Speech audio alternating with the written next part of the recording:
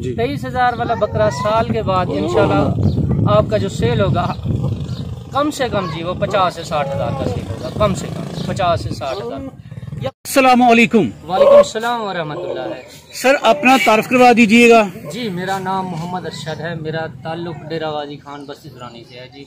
Sir बकरा farming पर बेशुमार इंटरव्यू कंडक्ट किए जा चुके, सोशल मीडिया पर बकरा फार्मिंग की बेशुमार वीडियोस मौजूद हैं, लेकिन कोई भी बंदा बकरा फार्मिंग की फिजिबिलिटी यानी बकरा फार्मिंग का बिजनेस प्लान हमें समझा नहीं पाया।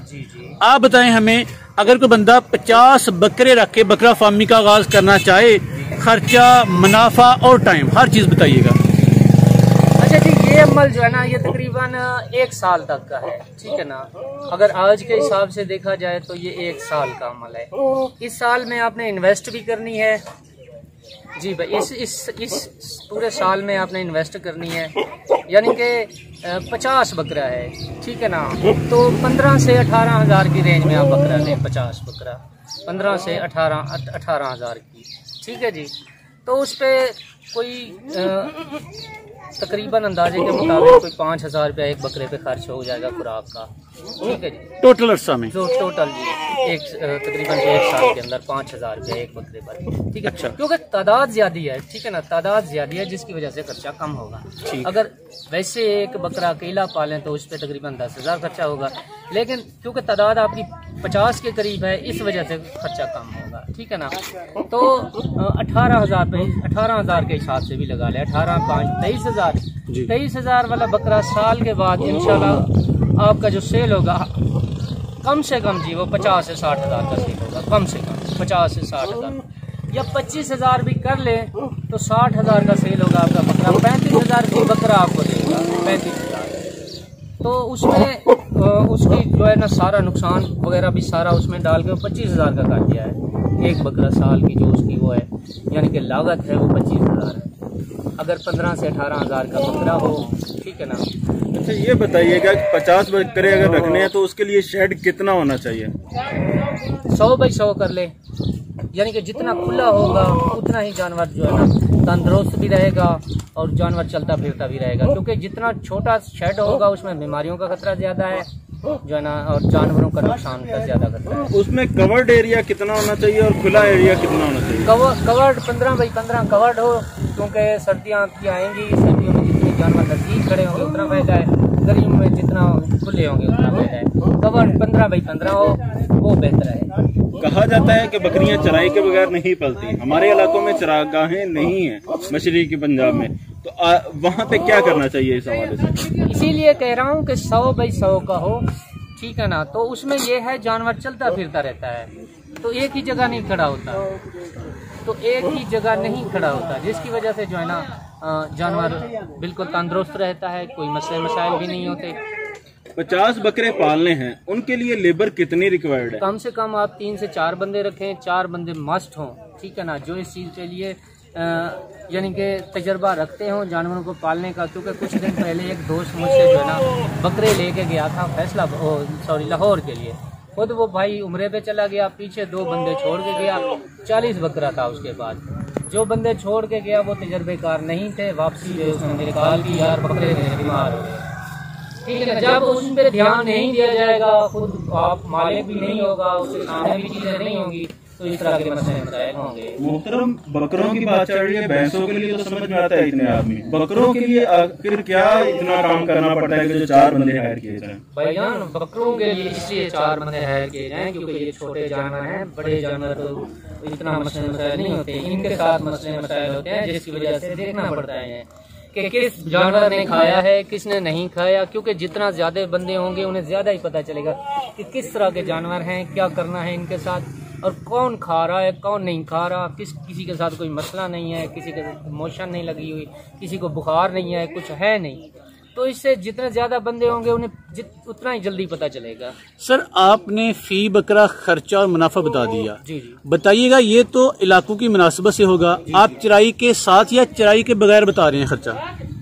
हमारे इलाके में भी चराई का हिसाब किताब नहीं है। अगर आपके इलाके में चराई का हिसाब किताब है, यानी कि चराई के लिए चरागाह हैं, तो इससे मजीद खर्चा कम होगा और प्रॉफिट ज्यादा होगी। कहते हैं कि किले ते लकड़ी ते उंज बकरी, अगर इस जानवर की चराई ना की जाए तो क्या ये रिजल्ट देगा, फरवा होगा? इंशाल्लाह भाई दे रहे हैं रिजल्ट, हम आपकी आंखों के सामने है, हम लोग भी चराई नहीं करा रहे, रिजल्ट दे रहे हैं। ये इस चीज को मैं नहीं मानता कि चराई ना कराई जाए तो जानवर नहीं बढ़ते, इनको भी हम लोग चराई नहीं करवा रहे, इनको अब जैसा कि आपको बताया है सिर्फ गंदम पे ही हमने रखा हुआ है। बकरों के पालने के लिए जो लेबर रखी जाती है अमूमन क्या तनख्वाहें चल रही हैं? आजकल तो जिस तरह का हिसाब आ गया है, मेहनत ज़्यादा है, ठीक है ना, उससे यही करना चाहिए कम से कम जो है ना 20,000 तक तो होना चाहिए, एक एक बंदे का 20,000 लाजमी होना चाहिए, ठीक है ना, क्योंकि कुछ नहीं है, कुछ भी नहीं है 20,000 गरीब आदमी के लिए। चलिए, बकरा फार्मिंग की इंतहाई खूबसूरत अंदाज में फिजिबिलिटी बताई। अब ये भी बताइएगा अपना तजर्बा बेशुमार सालों का कि बकरे खरीदे कहाँ से जाएं, मंडियों से रजू किया जाए, घरों में, डेरों में, चरवाहे से क्या किया जाए? हाँ, बकरे खरीदे जाएं जो लोगों ने घरों में पाले हुए हैं, 2, 4, 6, 8, या फार्म का रुख किया जाए, ठीक है। लेकिन बेस्ट ये है कि जिन लोगों ने घरों में पाले हुए हैं, ठीक है ना, तो उनका पता होता है कि जानवर किस तरह का है, क्या है, क्योंकि अगर जानवर के साथ कोई मसला हो तो जानवर उसके घर तक जाके बंदा कह तो सकता है कि यार आपका जानवर ठीक नहीं है, क्योंकि जो चीज़ आप मंडी से खरीदोगे किसे जाके पकड़ोगे, किसे जाके बोलोगे कि यार आपका जानवर ठीक नहीं था या कोई मसला मसाइल है। बेशुमार नस्लें हैं सर, किस नस्ल का इंतखाब करूं कि मुझे ज़्यादा अच्छे रिजल्ट मिले?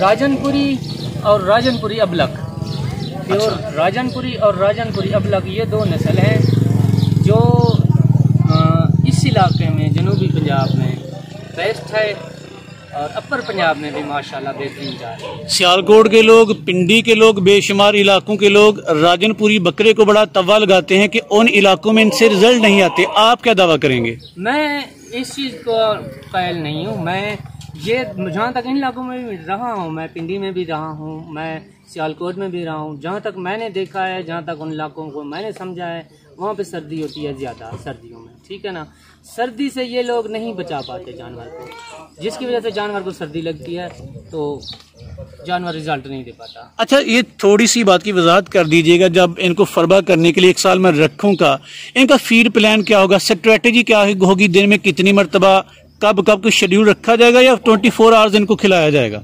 शेड्यूल इनका शुरू में शेड्यूल बेशक रखें, ठीक है ना, थोड़ा थोड़ा करके जब गंदों में इस्तेमाल करें, उसके बाद जब ये आदी हो जाएं तो 24 घंटे इनके आगे पड़ी रहे, पानी भी रखा रहे, ये अपने मर्जी से खाएं, अपनी मर्जी से पानी पिए, इन्हें कुछ नहीं होगा। सर, बकरा फार्मिंग में रिस्क कितने फीसदी है बताइएगा? हाँ, रिस्क तकरीबन कोई 28% रिस्क है, ठीक है ना, 28% रिस्क है। एंड पे सारे पाकिस्तानी को मशवरा दीजिएगा जो बकरा फार्मिंग कर रहे हैं या करने का सोच रहे हैं। हाँ, मैं यही मशवरा दूंगा कि सब दोस्त अल्लाह का नाम लेके जो है ना ये सुन्नत नबी पे अमल करें, इंशाल्लाह अल्लाह पाक अच्छी आपको जो है ना रोज़ी देगा। अल्हम्दुलिल्लाह हमें भी रोज़ी दे रहा है, वैसे तो हर इंसान को अल्लाह पाक रोज़ी दे रहा है, लेकिन सुन्नत नबी है, इस पे अमल करें, मैं यही मशवरा दूंगा। और माशाल्लाह पूरा मुल्क अमल कर रहा है, काफ़ी सारे दोस्त हैं जो ले रहे हैं, जो फार्मिंग कर रहे हैं, उनके तजर्बात से भी फ़ायदा उठाएं। और माशाल्लाह स्टार्टिंग में बेशक थोड़े जानवर लें, आप भी अपना तजर्बा उसमें शामिल करें, देखें कि किस तरह आप जो है ना उनकी हैंडल कर सकते हो। बहुत बहुत शुक्रिया sir, thank you so very much. शुक्रिया सर।